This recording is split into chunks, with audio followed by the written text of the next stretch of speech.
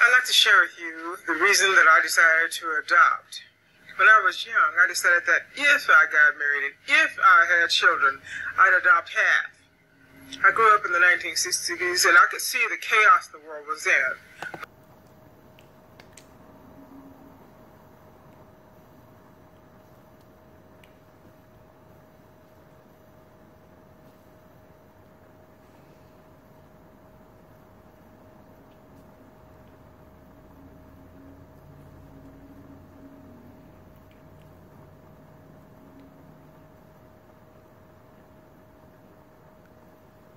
What got to me most was that there were so many children who needed good homes. I carried this with me through life. Eventually I got married, I had a son, the marriage ended, and I didn't believe in only children. The idea of adoption came to mind again. I was working in an educational office the first day I met my daughter. One day, a social worker with another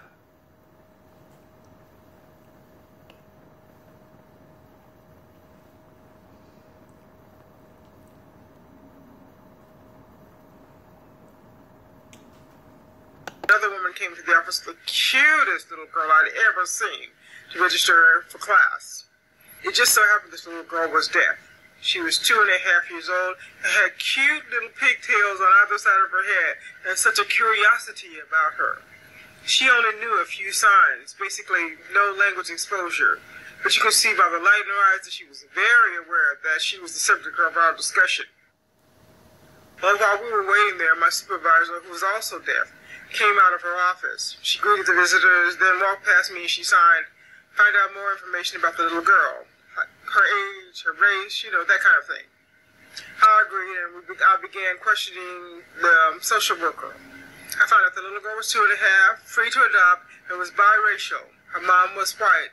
Her father was most likely black and white.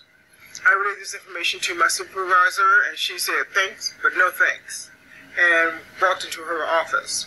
It was too late for me. I was already hooked. I remember my first interaction with her. I had a box of chocolate Teddy Grahams on my desk. Her eyes were fixed on them, so I gestured for her to come on over, after getting approval from her foster mother, of course. She got up and walked fearlessly to my desk and put the biggest smile I've ever seen on her little face and held out her hand. Her foster mother prompted her to sign, "Cookie, please," and she did. I lowered the box so she can reach in and get a cookie herself. She grabbed a little handful. Then she turned to go back and sit down next to her foster mother, which then prompted her to sign, "Thank you." It was that moment that I decided, okay, I want to adopt. I started by asking the social worker questions like, can a single mom adopt? Do I have to own a house?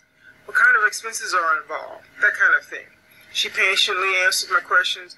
Then she looked up at me and she asked, "So when do you want to come in and fill in the forms?"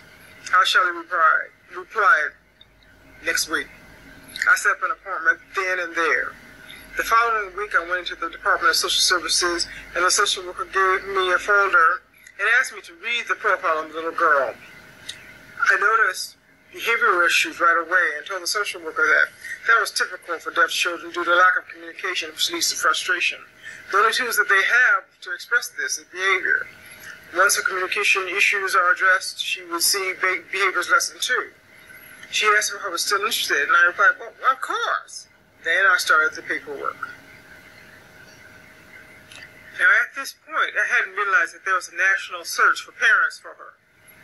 Now I felt, well, I didn't stand a chance because I was a single parent living in an apartment, but after references, background, and everything else were checked, I was approved.